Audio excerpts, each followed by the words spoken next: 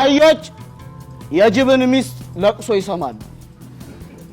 ምን ጠላት ብንሆንም ለክፉ ቀንማ ከጎናቸው መሆን አለብን ብለው ለቅሶ ጋር ይሄዳሉ ሰብሰብ ብለው።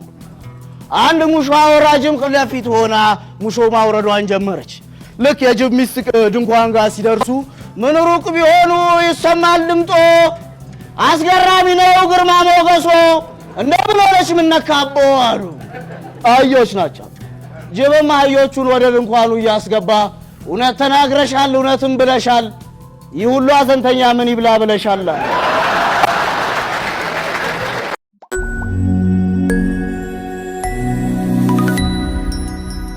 ሐሺሹን ይጠጣልና እየናወዘ ቀጥታ ወደ ቤተ መንግስት ይሄዳል።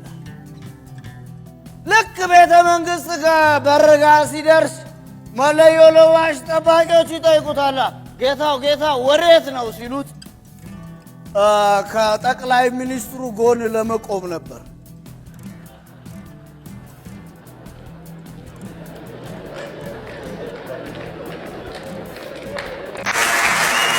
አለፈው አንዱ መንገድ ላይ ቆሞ ይለምናል። አጠገቡ የሆኑ ቤተሰቦችን ሰብስቦ እነዚህ የምትመለከቷቸው ሰዎች በጣም ችግረኞች ናቸው። አባትየው ስራ አጥ ነው። እናትየዋ በህመም ምክንያት መስራት አትችልም። ሳግ እያቋረጠው አሁንማ ጭራሽ የቤት ኪራይ ከከፈሉ 2 ወራቸው ነው። ጎዳና ሊወጡ ነው ሲል 101 ጅሎች ሲሰጡ ቆዩና እኔ ጠጋልኩ። እኔ ምልህ ወንድም አለም ታዲያ አንተ ምናቸው ነህ አልኩት። እየለመነላቸው በመሆኑም ለማመስገን ያህል ቀና ብሎ አይቶኝ እኔማ ቤት አከራያቸው ነኝ። እንደዚህ እኮ ነው የሚያደርጉ። እዳ ከምረውባቸው እዳቸውን ክፈልላቸው ብለው ይለምኑሃል። አንተ ደግሞ 100 ሰዎች ከፊት አሰልፈ 101ኛ ትሆናለህ። አምታተው አፍንጫህን አይንህን ምናምንህ በየቦታው መኖሩን በየጊዜው እንድታረጋግጥ ነው የሚያደርጉ። እንዴ ግራ ይገባሃል። ይሄ ጉዳይ አደባባይ የተሰቀለ ነው ያምኑልኛል ብለህ ስታቀርብ ራስን እስክትጠራጠር ልክ መሆንህን ያስጥሉሃል።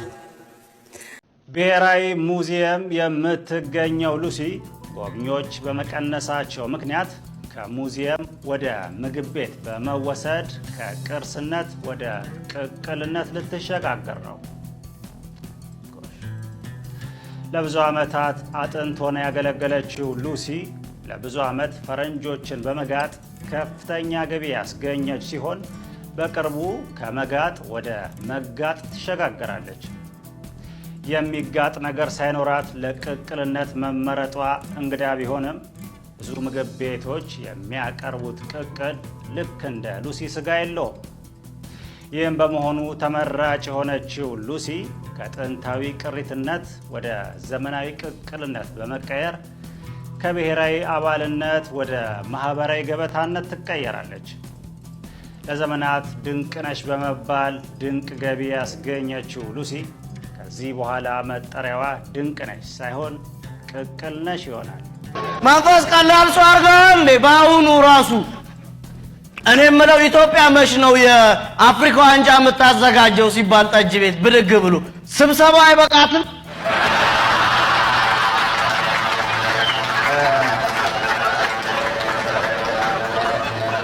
ትክክለኛ ስሙን አይደለም ያገኘው። አረስ መንፈስሻ እኮ የሽፍታውን ታሪክ ትወደዋለች። አንድ ሽፍታ በስንት እግዚኦታና ምክር ሌብነቱን ትቶ ገበሬ ይሆናል። መስኩ ላይ ያረሰ አንድ መንገደኛ ሀብት በአህያው ጭኖ ወርቅ ብር ይመጣና መንገድ ጠፍቶበት የቀድሞውን ሽፍታ ያሁኑን ገበሬ ይጠይቋል። ጌታዬ መንገድ ቤቱ ጋር ነው። ቀና ብሎ ያያል። ሲያየው ወርቅና ብር ተሸክሟል። መች ስራ ታሰራላችሁ?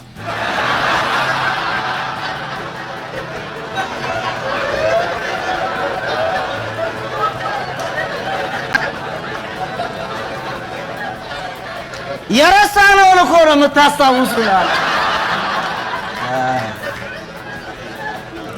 በቃል ተውት፣ ይበቃል።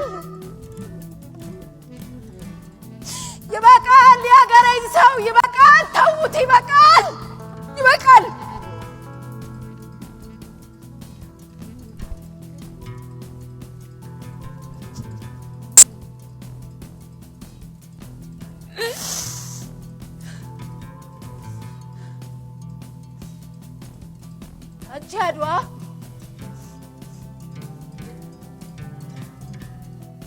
መላበይን ዓለም ሰርተሽ በአዲስ ጥዋ አልብሰሻል አረንጓዴ ቢጫ ቀዩን የድል አርማ ያ ጥቁር ሰው ይህን አርማ ባገሩ ላይ የሰቀለው ሰው ነው ሲባል ከዝንጀሮ ከፍ ሲል እኛ ሰተን እሷ ጌጣ ባንገቷ አስሮ ይህ አርማችን ምርጫችን ነው። ይህ አርማችን እጣችን ነው። ወይ ሰው መሆን ወይ ዝንጀሮ።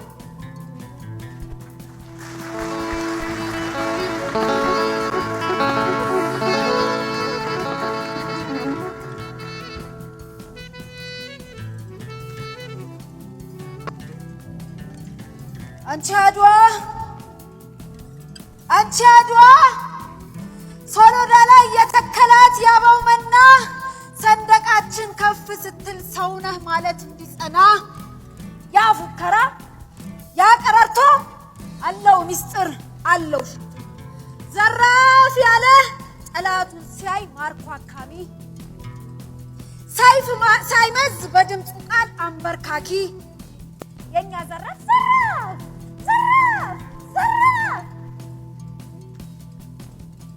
መልክሰን የኛ ዘራፍ ለአንዱ ወጋኝ ከአንዱ አባል ብንከልለው በሺህ አጥር ብንሸፍነው ወርቁን ባመድ ሰው እስካለ በዚህ ምድር ሰውነቱን ሲመዝናት ከዝንጀሮ ከፍ ካለ ሚዛን መቺ ፊደል ናት።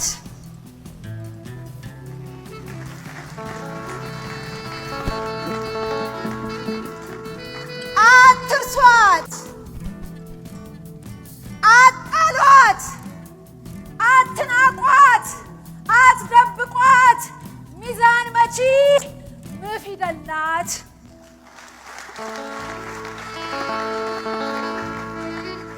እለት እለት አድዋችን በፊታችን ተሰይሞ የአባት ጽድቁ ላይ ያጸድቀን ካሰት ዘራፍ ከፍ ብለን አባት ካልነው ካመንበት ለተገፋ ለሚሞት ሰው ዛሬ እንቁም።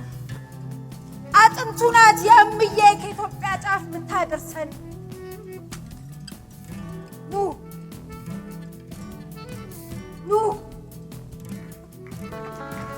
እንሂድ ከአድዋ ጫፍ፣ ኑ እንሂድ ከአድዋ ጫፍ፣ ኑ እንሂድ ሶሎዳ ጫፍ፣ ኑ እንሂድ ከአድዋ ጫፍ፣ ኑ እንሂድ ተራራው ጫፍ፣ ኑ እንሂድ ተራራው ጫፍ። ነይ ኑ እንሂድ ተራራው ጫፍ፣ የእኛን ገድል ዛሬ እንጻፍ። ኑ እንሂድ ሶሎዳ ጫፍ፣ የእኛን ታሪክ ዛሬ እንጻፍ። ለባርነት የነፃነት ምልክቱን ይህን ሰንደቅ ከፍ አድርገን እንስቀለው ተንበርክከን። ኑ እንሂድ አድዋ ጫፍ፣ ኑ እንሂድ ሶሎዳ ጫፍ፣ ኑ እንሂድ አድዋ ጫፍ፣ ኑ እንሂድ አድዋ ጫፍ፣ ኑ እንሂድ አድዋ ጫፍ፣ ኑ እንሂድ አድዋ ጫፍ፣ ኑ እንሂድ አድዋ ጫፍ። ኢትዮጵያን በል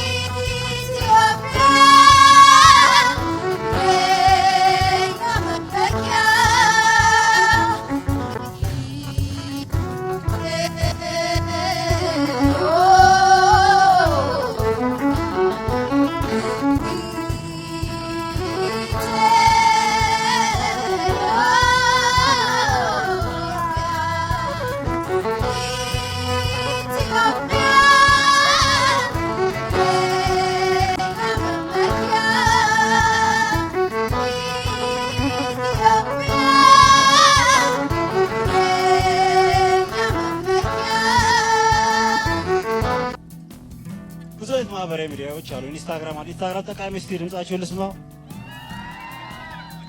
እሱ ነገር የሴቶች ብቻ ነው የሚመስለኝ፣ ወንዶች ብቻቸው። ኦኬ እኔ በግሌ ቴሌግራም ደስ ይለኛል። ምክንያቱም አብዛኛው ማቃቸው ሴቶች አረብ ሀገር ናቸው። ደስ ነው የሚለው ቴሌግራም ያው ለብዙ ነገር ይመቻል። ቃለ መገበያየት ይመቻል፣ ዜና ለማንበብ ይመቻል። አንዳንድ ቴሌግራም ቻናሎች ግን አይታችሁ አታውቁም? ዜና አገኘሁ ብለህ እያነበብክ በመሀል ዳንኤል ሻወር ቤት ውስጥ የውስጥ ዜና ደስ ይለኛል። በእርግጥ እስቲ ጉድዋል ሊውለ ዘው ብለህ ስትገባ የአርሰናል ደጋፊ ኖት እንኳንስ ወደ ትክክለኛው አርሰናል ገጽ ማለት መቼ ወዴን አላም ገጽታ ይጭፍቅ ምናልባት ዳንኤል ከአርሰናል ተጫዋቾች ጋር ሻወር ቤት ውስጥ ከዛ ዳንኤልን ሳይል ቤኖ አይትን ታየዋል። ጭቃ በጭቃ ሆነ ራሽፎርድ ጥሎት አሞሪም ሳይመጣ ማለት ነው። አይ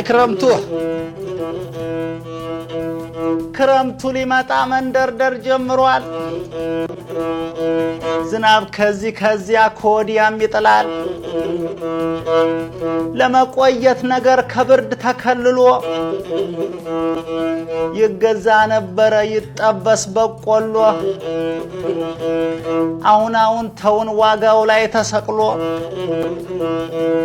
ብሩ እየደከመ ብርዱ እያዳከመ ሞቅ እንዳይለን ነገር ኪሳችን ታመመ። ይቀንሳል ብለን ከምንጠብቀው በቆሎ ይቅርና ዋጋውን እንሙቀው። በቆሎው ይቅርና ሁብ ዋጋውን እንሙቀው። ሆይ ገበያው እሳት ነው ይፋጃል ጉሊቱ።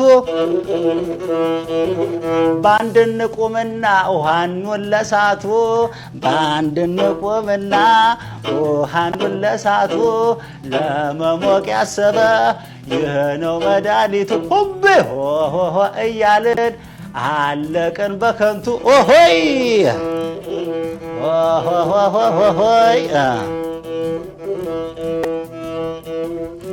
ታይ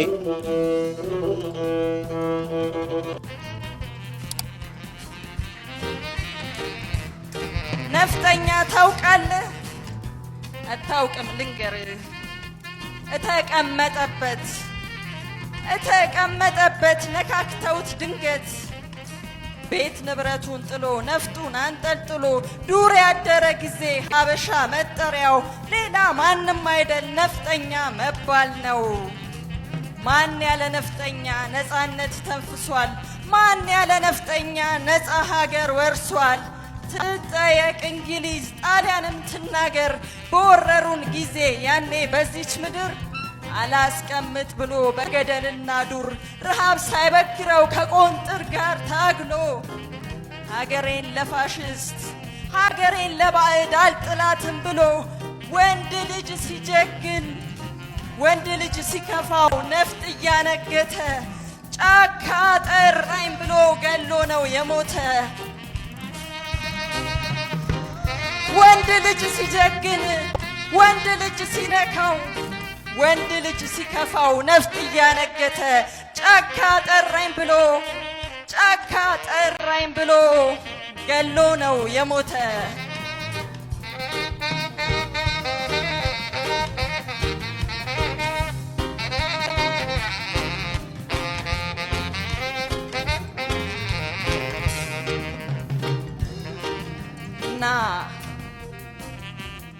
እና ይነፍጠኛ ጎጆን አስጥሎ ከዱር ያስከተመ ከደም ስሩ ጋራ ከልቦናው ጥጋት በክብር የታተመ ህልም መሳይ እውነት ፍቅር ያጸደቀው ለምኑም ሳይሳሳ ነፍጥን ያስታጠቀው አንድ እውነት ነበረው የማይወዳደር አቻ ያጣ ሽንፈት ከልብ የተጻፈ ክብር ይሉት እውነት ጀግና ልቡን ጋልቦ በፍቅር ያከነፈ ስፍር የማይለካው ክደት የማይነካው እንደ ንፋስ ላይ ጉንብትን የሚያደርገው የነፍጠኛስ ፍቅሩ ከኢትዮጵያ ጋር ነው።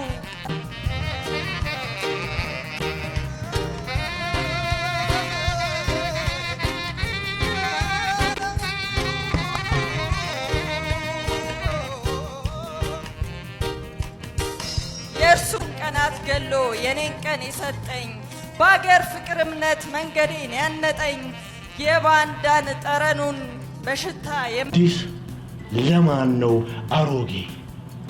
እንዲህ እንደ ህያብ አይነቱ መንፈስ አንዳንዴ እየመጣ ሊያነቃቃኝ ሊያበረታኝ ይሞክራል እንጂ ከዘመን ጋር አብሬ ከታደስኩ ቆየሁ። ማሳዬ ላይ አደይ አበባ መውጣት አቁማለች። የመስቀል ወፌን ዝማሬ ከሰማሁት ዓመታት ተቆጥሯል።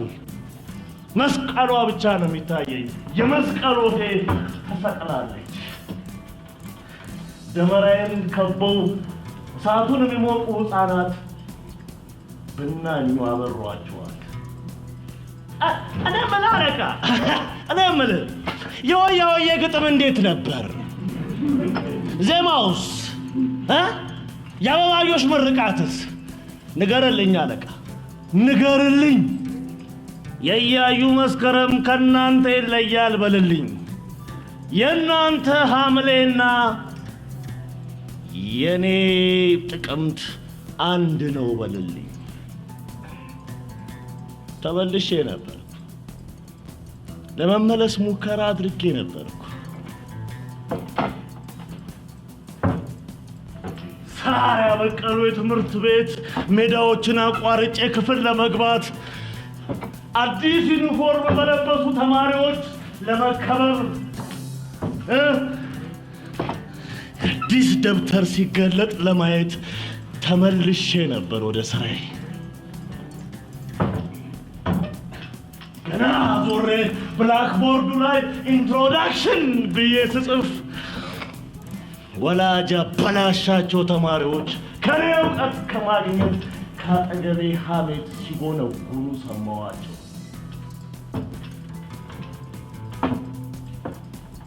ልጁንና ሚስቱን አስታሞ የቀበረበትን ዱቤ አልከፈለም ሲሉ ሰማዋቸው። ደነገጥኩ። ሸሸሁ። ትምህርት ቤቱንም ከተማውንም ተማሪዎቹንም ሁሉንም